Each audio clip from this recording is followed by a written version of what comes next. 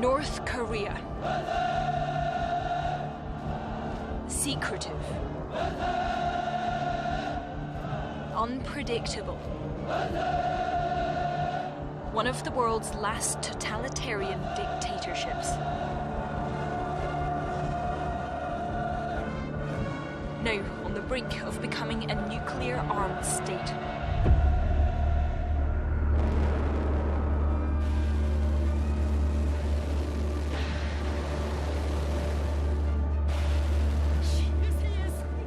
Despite repeated sanctions, Kim Jong-un's weapons program is advancing. North Korea is developing its capabilities so quickly.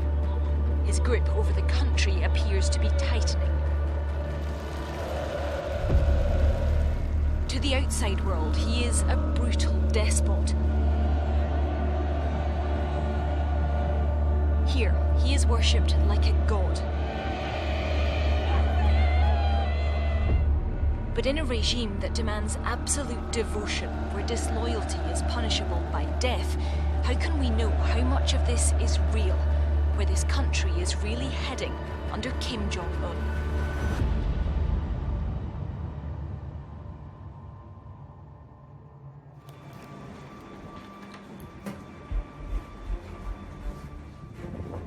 This is one of the world's most isolated nations.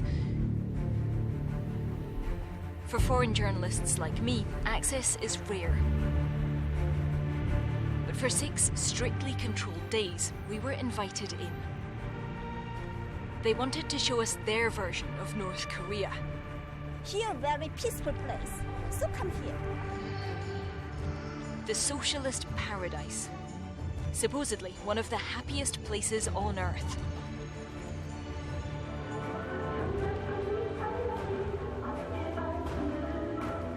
Where the people have everything they need. 8 hours a day she works, and everything is perfect. No mention here of the reality of public executions, food shortages, and total ideological control. But from the outset, it was clear the state security apparatus was all around. They wanted to examine all our equipment. They wouldn't tell us what they were looking for. Everywhere we went, we were shadowed by 2 government minders. Every interview was supervised.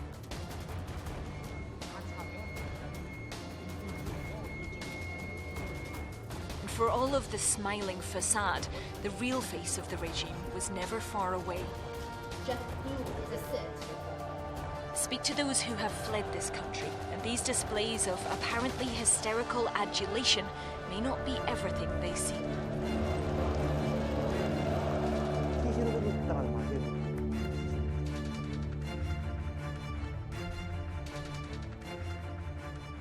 We're staying in a hotel on an island, in the middle of the Taedong River in Pyongyang.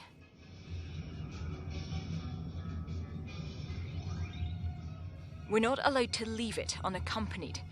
It's for our own safety, we're told.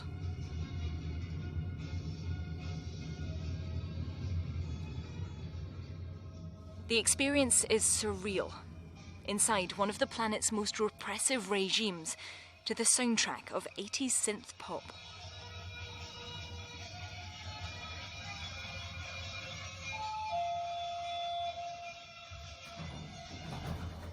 Technically, we're here to cover the once-in-a-generation Workers' Party Congress. In truth, we're entirely in the hands of our government hosts. Every time we head out, we're required to wear press armbands to identify ourselves. We move around in convoy by media bus. So we don't actually know where we're going. We appear to just be following this black car in front. We'll be told soon where we're heading.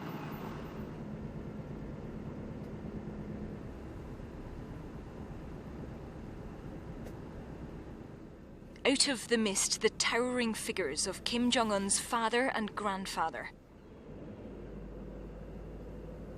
All traffic is required to slow down here as a sign of respect.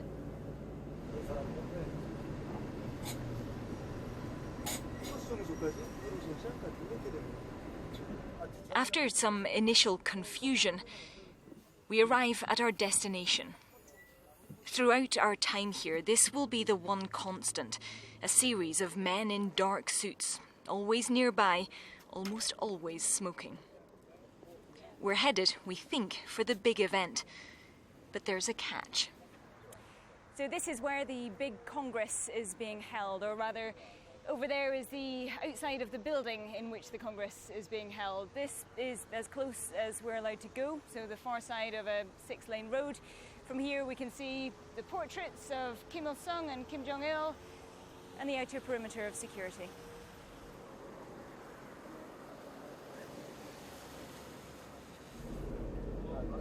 Instead, we were off to a showcase factory. Some of the workers enjoying a game of football outside as we arrive. We're herded into an exhibition on the visits of great presidents past. Not every image wholly convincing. Inside a made-for-TV production line. But if it all looked too good to be true, maybe it was.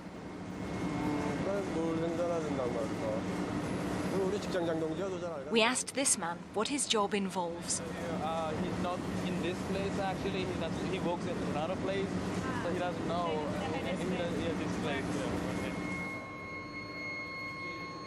As we recorded the next interview, our cameraman noticed another official listening in to one side. He's writing the man's name, age, and the word soldier. Afterwards, he appears to be asking one of our minders where we've been and what we've filmed. When our every move is so carefully monitored, it's hard to know what people here really think. Another day, another media tour, this time to the supposed birthplace of founder-president Kim Il-sung. And a lesson in the approved version of history. As you can see, our President Kim Il-sung, when he was 7 years old, took part in the popular uprising. But it doesn't take long for the mask to slip. Just do let me. Just do, as I said. Look at here. So what is the problem? Is it wonderful? What do you think? The offending photograph deemed to be disrespectfully framed. I'm sorry? This represents, this is our leaders. Great leaders. I don't understand. Please do it again. I don't understand. Let me try. I don't understand. Let me try. Dealt with accordingly.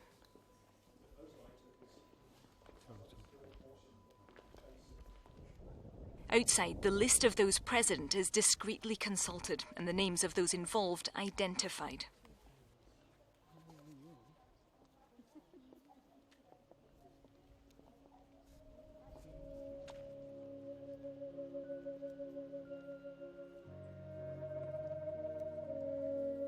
On with the tour and a musical tree. Before a discussion with our guide about the country's nuclear program. That is all for the peace of this country. Don't mind it.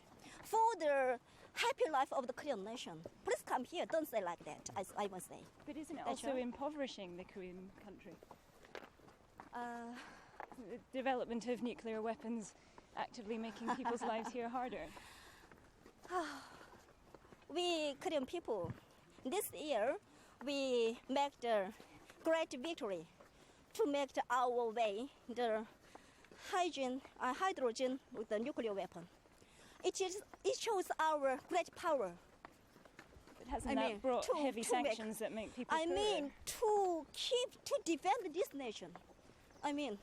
Maybe if you visit here several times, you can know about it, I think. Now, shall we go, please? They took us down into the depths of the Pyongyang Metro. On the far side, all the people we would never speak to gliding past.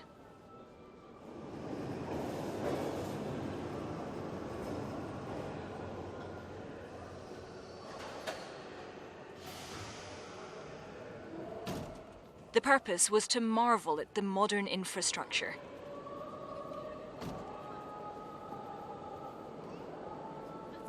the daily commute, just like anywhere else.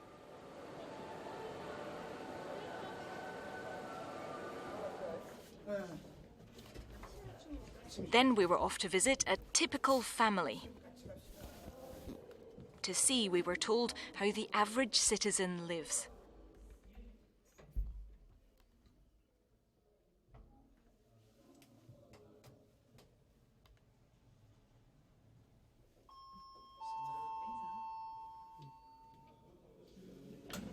We appeared to be following a well-trodden path. This is a bedroom. Our gracious host is a teacher at a primary school. Any of the leaders on the wall up here? 예, 우리 어제 2차 사활을 우리는 위대한 주령 김일성 대원 스님, 위대한 유자 김정일 대원 스님. At the school, we teach about the great President Kim Il-sung and great leader Kim Jong-Il, as well as the respected Marshal Kim Jong-un. There is a special section at the school that specializes in teaching the great men and what they are all about. So for all of us, giving priority to the education of all the great leaders comes first of everything before they have the real knowledge about the other science fields. Next on the schedule, the Kim Jong-suk silk mill. Named in honor of Kim Jong-un's grandmother. So this factory, our factory, is associated with immortal relics of our great president and great general and mother Kim Jong-suk. Not quite what we had come to cover, but in we duly trooped to see the immortal relics. So here we are in the Revolutionary Education Room. On the walls, pictures of the great leaders visiting the factory. Over here, the chair that Kim Il-sung once sat in. All of which fascinating history, but as you can see, once again, very far away from where anything is actually happening.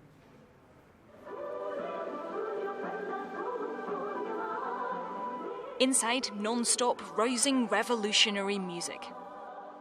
And workers only too happy to tell us how wonderful the conditions are.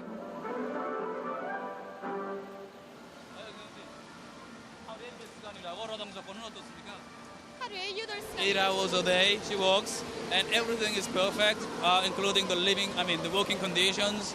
There were facilities and supplies being provided by the state and the factory. So there is nothing to be worried about.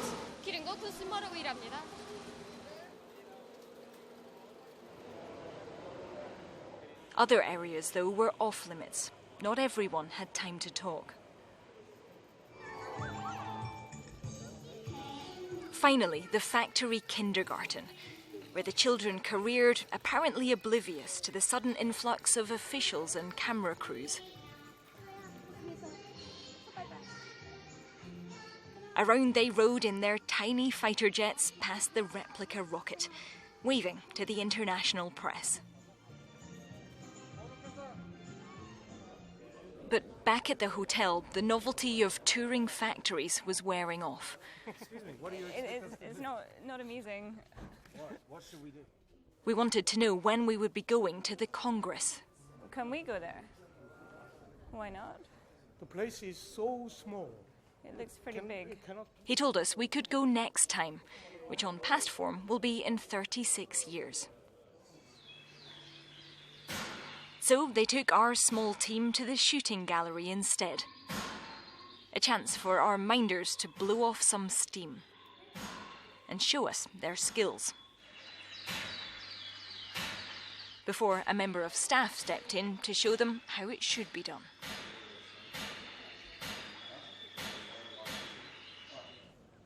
But the wait was almost over. The next morning, we would finally get our chance to see the Supreme Leader himself.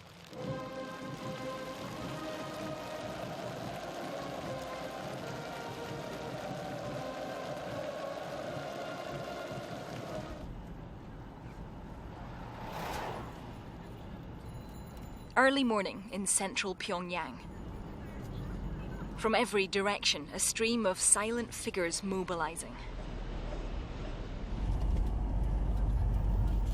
A kaleidoscope of finery on the move.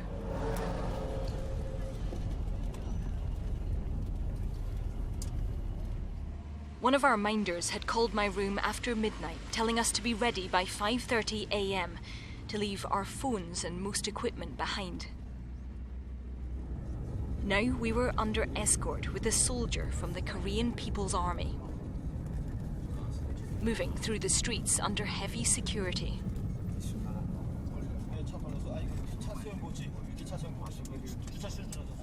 Up ahead, more soldiers, what looked like final preparations.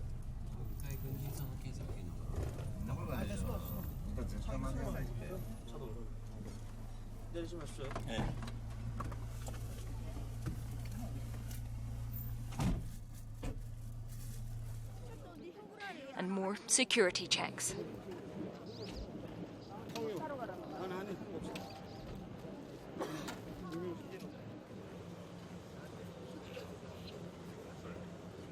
In Kim Il-sung Square, the massed ranks of the regime, the elite, the Workers' Party inner core, all waiting in almost total silence. All attention on the balcony above.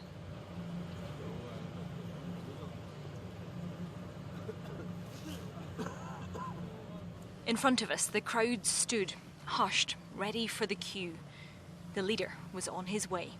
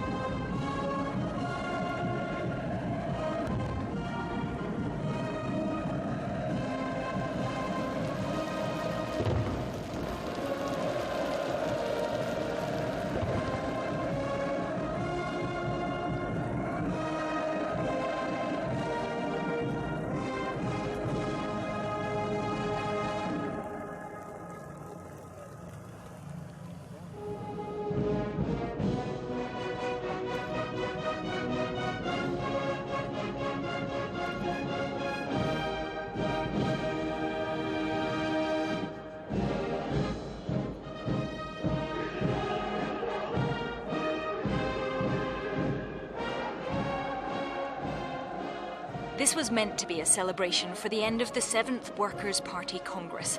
In truth, it was about the veneration of this man.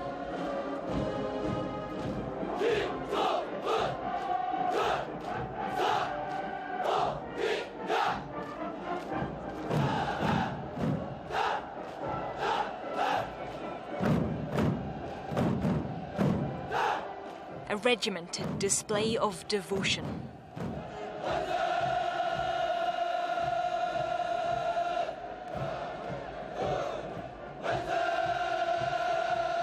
They're chanting, "Man say, long live."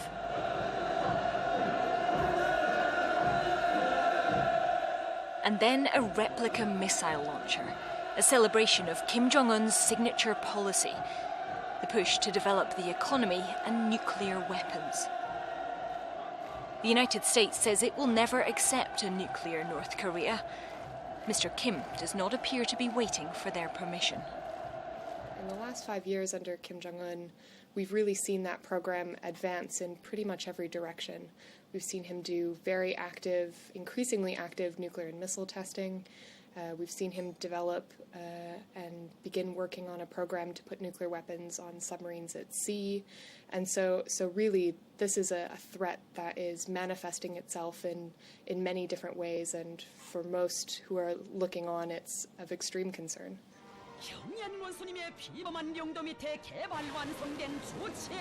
Every indication is that time is really not on the side of the U.S. and its allies. North Korea is developing its capabilities so quickly and threatening to conduct nuclear strikes against its adversaries on a daily basis.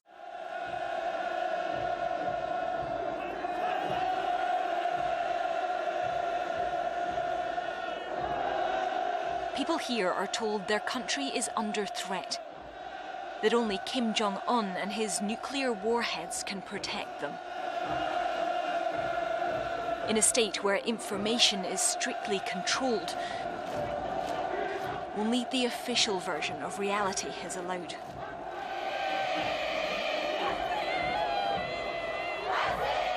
At times it felt uncomfortable, watching grown adults effectively prostrate themselves, apparently overcome by the leader's presence. But how could we know what they were really thinking? How much of this emotion is genuine?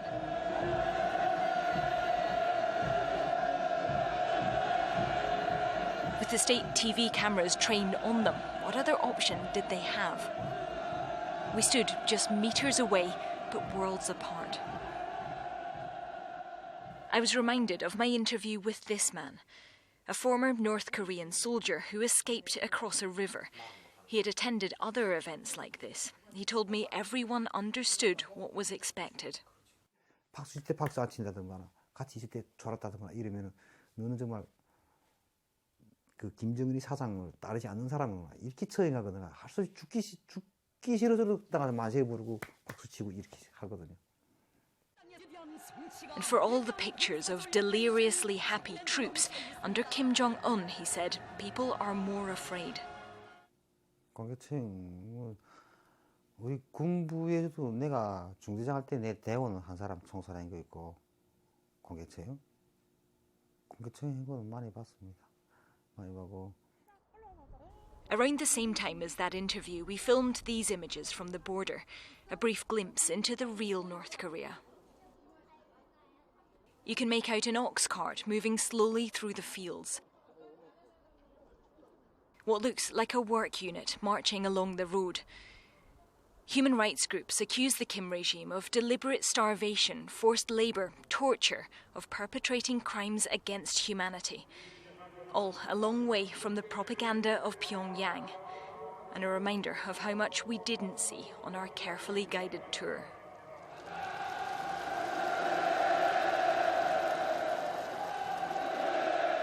During our time here, we're actually based on an island. The media hotel is in the middle of this river in Pyongyang, and it's not a bad metaphor for the experience of reporting here.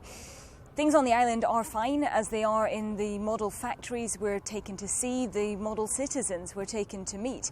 But there's a big country outside this media tour that we're just not allowed to go to. We can't speak to people without our government chaperones by our side. So what is life here really like? What do people really think of Kim Jong-un? I just don't think we know. All we can report is what we see, and all we can see is what they're prepared to show us.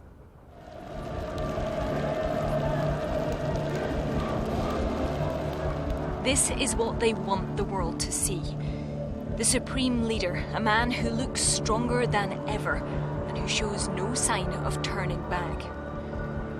Since the start of 2016, he's carried out 2 nuclear tests. Test-fired a long-range rocket, multiple short, medium-range, even submarine-launched ballistic missiles. All banned under UN Security Council resolutions, none of which seems to be having the desired effect. Kim Jong-un is making no secret of his ambitions. He is determined to pursue nuclear weapons and daring the rest of the world to stop him.